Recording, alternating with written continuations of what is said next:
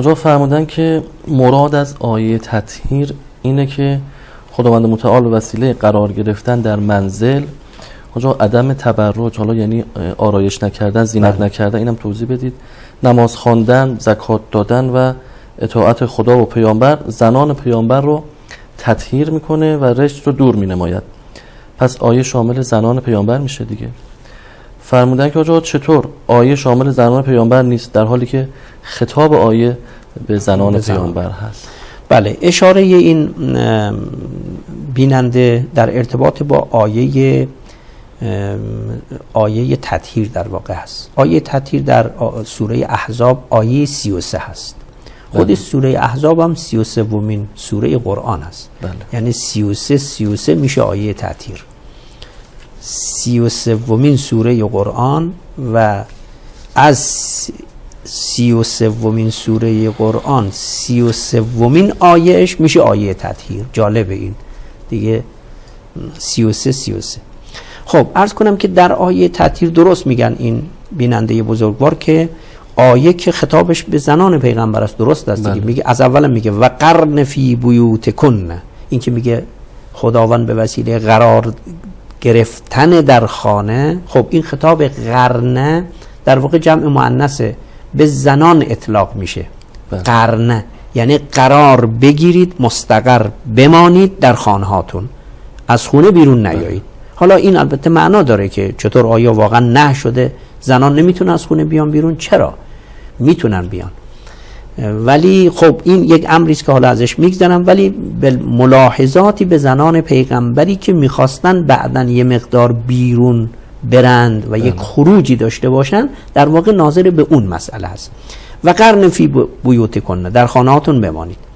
ولا تبرجن تبرج الجاهلیه، تبرج جاهلیت نداشته باشید. تبرج جاهلیت یعنی خودآرایی برای ارائه خود به دیگران، یه نوعی برج سازیه که زینت کردن. بله، زینت و آرایش که دیگران آدمو ببینن.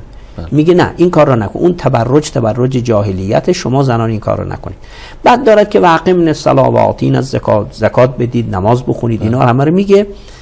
و اطیعن الله، و اطاعت از خدا بکنید و پیغمبر.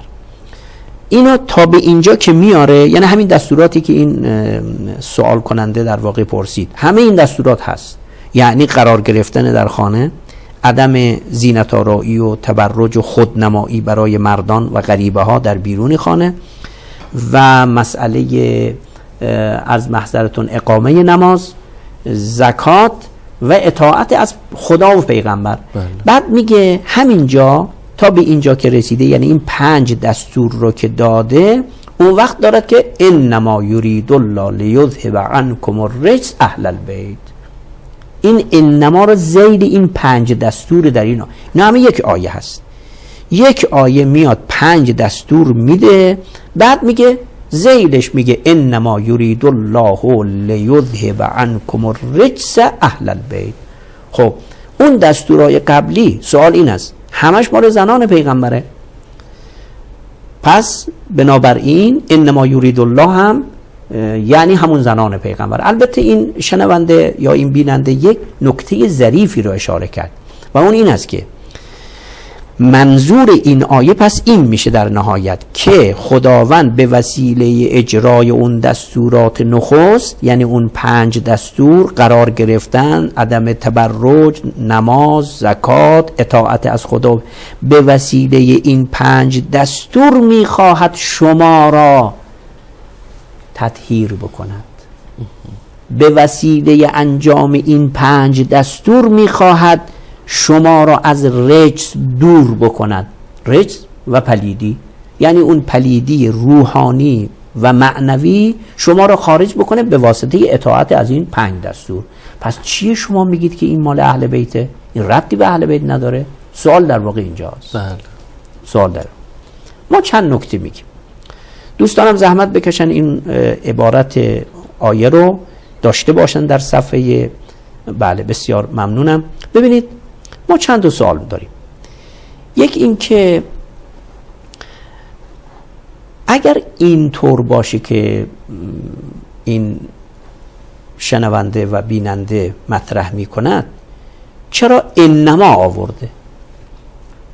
انما معنا نداره. چرا؟ برای خاطر اینکه انما یعنی فقط برای شما خدا این را اراده کرده.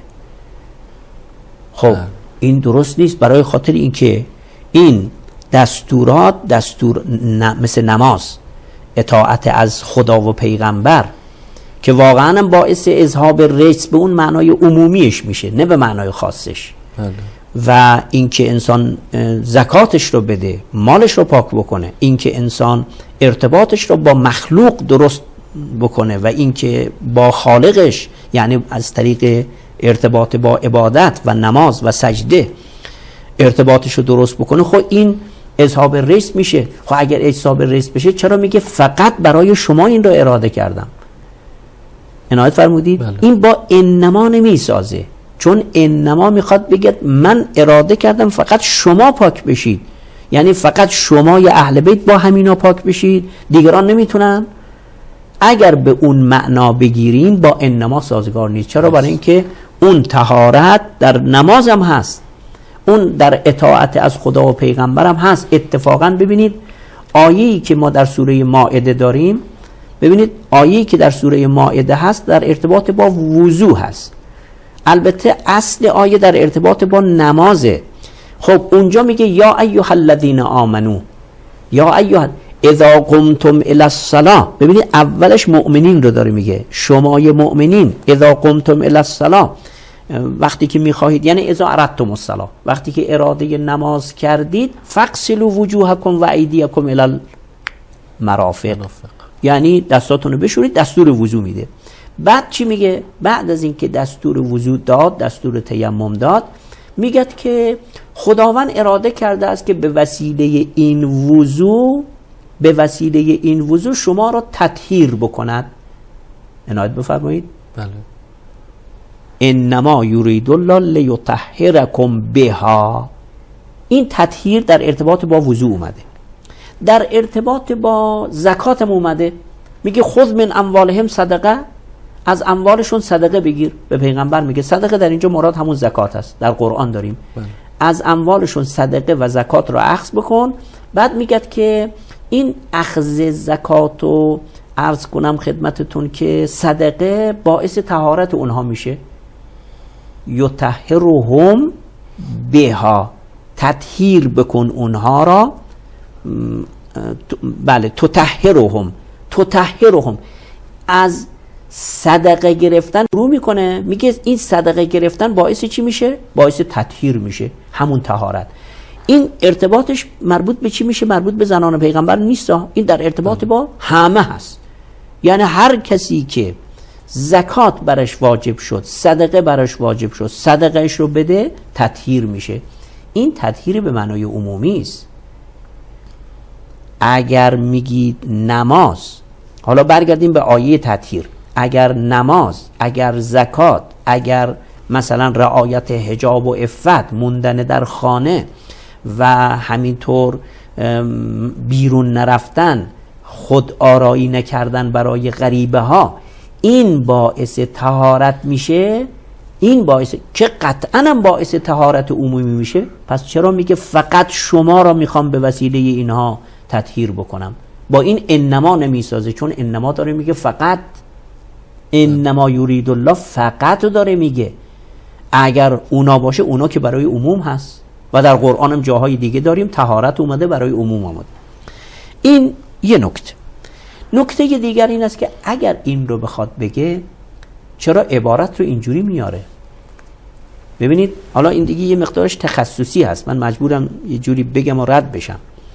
یعنی یه مقدار نیاز هست که ادبیات عرب رو انسان آشنا باشه، آدم بتونه راحت صحبت بکنه. اینطور راحت نیست رسوندن و انتقال این مطلب. ببینید اگر بخواد بگه من به وسیله این 5 دستور شما رو میخواهم تطهیر بکنم، یک کلمه اینجا کم داره که اتفاقا جای حذفش نیست. باید چی بگه؟ اگر اینجور اراده بشه باید اینطور بفرماد انما یرید الله بها، یک بهایی لازم داره. به وسیله اینها، یعنی به وسیله این اموری که دستور دادم، خدا اراده کرده است که شما را پاک بکند و تطهیر بکند. رجس و دوری رو از شما، در حالی که این کلمه بها توش نیست. یعنی یک پیوندی باید بخورد اینجا. اگر شما بگید که این قسمت انما یرید الله لیذهب عنکم الرجس در ارتباط با همون 5 دستور قبلی هست، همون 5 دستوره که میخواد به وسیله اون 5 دستور اذهاب رجس صورت بگیره و تطهیر صورت بگیره، پیوند کلام رو میخوای چه بکنی؟ پیوند بریده شده، چون یک کلمه نقص داره. یعنی یک کلمه افتاده که حتما هم باید در کلام باشه اگر اونجوری که شما دارید معنا میکنید و این بیننده تصور کرده. اینم نکته دوم. نکته سوم این است که ببینید موارد مشابه رو چیکار بکنیم. موارد مشابه هم داریم. بله. در قرآن جاهایی هست که صدرش مال یه چیزه، ذیلش مال یه چیز دیگه هست. اشاره به موضوع بدیم. بله. بعد این صدر و ذیل یکی برای مثلا یک مسئله، یکی برای یک موضوع خارجی دیگر که موارد زیادی هست که شیعه و سنی در تفاسیرشون، در اسباب النزولشون، در خیلی جاها میارن. مثل اسباب النزول واحدی. اسباب النزول واحدی خودش الان 2 جلدی داره چاپ میشه، بعضا هم 1 جلدی چاپ میشه. خب اسباب از علمای اهل سنت است. بسیاری از اسباب النزول رو میاره، سر آیه مال یه چیزه، ذیل آیه رو میگه برای یه داستان دیگه است. خب شما اگر بخوایی صدر و ذیل ها رو به هم تطبیق بکنی، باید اسباب نزول رو کنار بگذاری. این اسباب نزول همه جا حاکمه. مقصود من چیه؟ در این جور موارد باید نگاه بکنیم به چی؟ به روایت. همینطوری نمیشه آیه رو معنا کرد. و الا ما باید با تمام اسباب النزول هایی که در قرآن داریم خداحافظی بکنیم. آیه ملتزم به این میشیم؟ در بسیاری از موارد چون آیه مستقیم زبان نداره، مصداق خودش رو خارجاً نمیتونه نشون بده. اونی که در آیه قرآن اومده به کمک اون مباحث تاریخی و اون رخدادهایی که در حاشیه این آیه داره اتفاق میفته، به کمک اون روایات و اون مستندات تاریخی ما میاییم اسباب نزول رو نگاه میکنیم و آیه رو معنا میکنیم. خب این همه روایت رو پس چیکار بکنیم؟ روایت ببینید 1000 سال پیش دیگه قدیمی ترین تفسیری که از اهل سنت، از علمای اهل سنت در اختیار ما هست مال ابن جریر طبری است. 1000 سال پیش. 1000 سال پیش ابن جریر طبری، تفسیر طبری معروف در اختیار همه است. ذیل همین آیه تطهیر 17 تا روایت نقل میکنه. ذیل همین انما یرید الله 17 تا. تازه ما میگیم 17 تا همش نیست، بیشتر از این رو جلال الدین سیوطی در الدرالمنصورش از علمای اهل سنت جمع‌آوری کرده، از منابع دیگر هم آورده، از کتابای حدیثی هم آورده، تاریخی هم آورده، تفسیری هم آورده، خیلی هم شده. خب اینا روایت میخواد چیکار بکنی؟ یعنی بدون در نظر گرفتن روایت میخوای معنا بکنی؟ اگه بدون در نظر گرفتن روایت همه جا باید ملتزم به این بشیم، پس اون روایاتی که شما عرض کنم که بعضی از اهل سنت نسبت میدن به فلان شخصیت، به فلان شخصیت، به مثلا مصداقهای دیگه، همه اون روایات را هممون بذاریم کنار. آیا کسی ملتزم به این میشه؟ نکته پایانی اینم مهم است، بازم از دوستان خواهش میکنم که عین آیه تطهیر رو تمامش رو نشون بدن. ببینید و قرن فی بیوتکن، قرن جمع مؤنث است، یعنی اولا معنای جمعی داره از قره و قرار، و ثانیاً اون نونش نون تأنیثه، یعنی مخاطبش زنه و اونم جماعت زنان. بیوت کن هم چیه؟ مخاطب زنانن، یعنی شما زنان در خانه هاتون. ولا تبرجن هم جمع، بازم جمع چیه؟ مؤنث است. و اقمنه هم بازم چیه؟ مخاطبش جمع مؤنث است. و آتینه هم مخاطبش جمع مؤنث است. اطعنه بازم مخاطبش جمع مؤنث است. تا اینجا همه جمع‌های مؤنث شد. اگر این ذیل آیه هم مربوط به همین صدر آیه هست، چرا از این به بعد یه دفعه جمع مؤنث ها تبدیل به جمع چی میشه؟ جمع مذکر میشه. خدا فراموش کرده؟ یا همین جوری حالا دلش خواسته نستجیر بالله؟ چی آخه؟ یه توجیهی باید داشته باشیم. از این به بعدش رو نگاه میکنیم، میگه انما یرید الله لیذهب عنکم. چرا نمیگه عنکن؟ دقیقا همونی که از صدر شروع کرد. همه جمع هایی که در صدره مؤنثه، یعنی جمع مخاطبش زنانن، اما اینجا که رسیده یه دفعه شده مردان. چرا یه دفعه شده مردان؟ از ادیب سوال بکنیم دیگه، مذهب رو بذاریم کنار، شیعه و سنی رو بذاریم کنار، از ادیب سوال بکنیم. میگه اینجا معلومه که مخاطب عوض شد. بله. مخاطب عوض شد، همین کافیست برام. ان کم گفته، بعد یطهرکم در اونجا نفرموده که یطهرکن.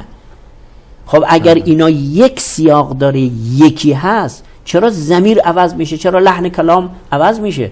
بایستی از یک قاعده پیروی کنه. همه جا همین است. بله. همه جا همین است. اگر مخاطب زنه، شما میگه حتما بعد از اینم زنه، میگم خب یعنی چیز به زنان چرا میگه کم؟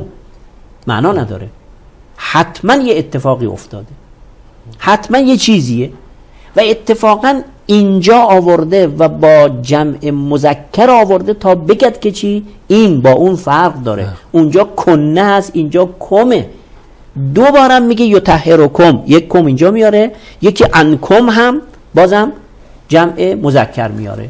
جمع مذکر آورده یعنی مخاطب من الان یا همشون مردن یا در جمعشون مردی وجود دارد. این قاعده ادبی است.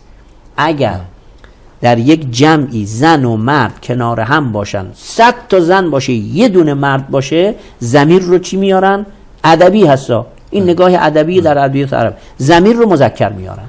پس معلومه که در این قسمت از آیه حتما مرد حضور دارد، پیداش بکنیم. اون مرد کیه؟ یا مردانی حضور دارن، اون مردان کیه؟ این است که شما لازم داری حتما بری خارج آیه، یعنی بری سراغ روایت. چرا؟ برای اینکه این بخش از آیه همین قرینه کافی است. با قبلش سازگاری از این حیث ضمیر ندارد. پس بنابراین باید سراغ روایت بری. سراغ روایت برو کتاب تفسیر طبری مال 1000 سال پیش. 1000 سال پیش جالبه، در اون تفسیر طبری سلمه از پیغمبر میخواد، این بحث حدیث کسا هست دیگه، حدیث کسا که پیغمبر اون کسای یمانی رو پوشید و بعد حسنین اومدن، حضرت زهرا اومد، امیرالمؤمنین اومد، سلمه میگه منم بیام. سلمه میگه منم بیام. ببینید اونجا طبری چی مینویسه. ما امروز بعد 1000 سال میخوایم بیایم حرف بزنیم بگیم قرآن اون روز چیکار کرده؟ یا طبری که 300 ساله با قرآن فاصله داره، 400 ساله با قرآن فاصله داره، اون میفهمه و میدونه که اونم تازه با روایت، با سلسله سند، طرق متعدد میاد میگه که این در ارتباط با عرض کنم که 5 تن نازل شده. اون وقت سلمه میگه که منم باشم. پیغمبر میگه انت علی خیرن، یعنی تو هم خوبی. این تو هم خوبی معناش چیه؟ معناش که نه، اینجا دیگه نه. در بعضی از جاها داره طبری نقل میکنه، میگه انت الی مکانک، یعنی تو هم سر جای خودت، یعنی قدرت اندازه همون قدر خودت. اینجا نه. خب چرا پیغمبر؟ مگه این چه تقاضایی است؟ این چه تقاضایی است که زن پیغمبر، اونم زن سلمه از اون زنان جلیل القدره، زنی مثل سلمه با اون فداکاری در خدمت پیغمبر، از پیغمبر بخواد حالا منم بیام زیر این کسا، مثلا چه میشد؟ نه چه میشد نیست. در واقع حرف پیغمبر این است که زیر کسا اومدن مهم نیست، مهم این است که این آیه تطهیر شامل حالتون نمیشه. این آیه تطهیر شامل حالتون نمیشه. پس ببینید ما چند تا سوال داریم.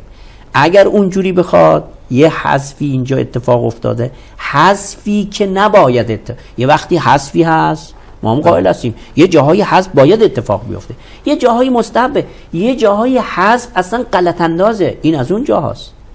اگر بخواد پیوند داشته باشه باید حذف نباید اتفاق بیفته، باید اون کلمه‌ای که منظور هست و مراده ملفوظم بشه، مثل اینجا. و ثانیاً اگر این باشه چرا انما میگه؟ انما معنا نداره. چرا؟ برای خاطر اینکه نماز و زکات و اینجور چیزا تطهیر عمومی برای همه است. لازم نیست که بگه اینا رو شما زنان فقط برای شما زنان تطهیر است. نه، جای دیگه قرآن فرمود که فقط برای شما زنان نیست، اون تطهیر عمومی برای همه است، هر کسی که اهل نماز و روزه و زکات و چه باشد. و مسئله دیگر این که روایت رو چیکار بکنیم در این جور موارد؟ باید بریم سراغ روایت، شأن نزول، اسباب نزول، باید از اونجا حرف رو بگیریم. و مسئله نهایی هم این است که چی؟ این است که ضمیر رو چیکار بکنیم. این اختلاف تعبیر در ضمیر نشون میده که یه اتفاق دیگه افتاده، نشون میده که این آیه پس مال کسی دیگه و شخصی دیگر و غیر زنان هست. ببینید ما این آیه رو خیلی تکرار کردیم، هی سوال میاد، هی پشت سر هم تکرار میشه. ما هم البته گاهی سوالات از زوایای گوناگونه، ما به خاطر همون گوناگونی زوایا هست که تکرار میکنیم تا این شبهه عرض کنم که اتفاق نیفته. آخرین کلام این است که خب چرا این همه اصرار داریم بگیم که این قسمت از آیه مال زنان پیغمبره، در حالی که میدونیم مخالف روایته، میدونیم مخالف لحن آیه است به خاطر تغییر زمین، میدونیم مخالف با اون انما هست. چرا اصرار داریم؟ نکتهش اینجاست چون این قسمت از آیه یک طعمی دارد، یک بیانی دارد که همون تقاضای ام سلمه است. ام سلمه هم دلش میخواست تو این آیه باشه. چرا؟ برای اینکه میدونه این آیه قیمتش چیه. این آیه اراده تکوینی الهی پایشه، انما یرید الله، نه اراده تشریعی. یعنی خدا اینو اراده کرده و یعنی اسمت. مسئله اینه. چرا این همه اصرار داریم بگیم حتما زنان پیغمبر توش هستن؟ برای خاطر اینکه این آیه ازش اسمت بیرون میاد. هر کارش بکنی از یریدو نمیشه فرار کرد، از یریدو نمیشه فرار کرد. و الا اگر این یریدو به معنای اراده تشریعی باشه، خب خدا برای همه بشر اراده هدایت کرد. قرآن رو فرستاد برای چی؟ هدی للناس باشه. بله. اما اینجا اراده تکوینی کرده. اراده تکوینی یعنی تخلف پذیر نیست، یعنی اسمت، حتما اسمته. این است که دارن اصرار میکنن حتما زنان پیغمبر اینجا هستن. آقا ما باید روایت رو ببینیم، حدیث رو ببینیم. هیچ اصراری هم نیست. لحن کلام خدا هم عوض شده، انما هم هست، یریدو هم هست. بارها هم این مسئله تبیین شد.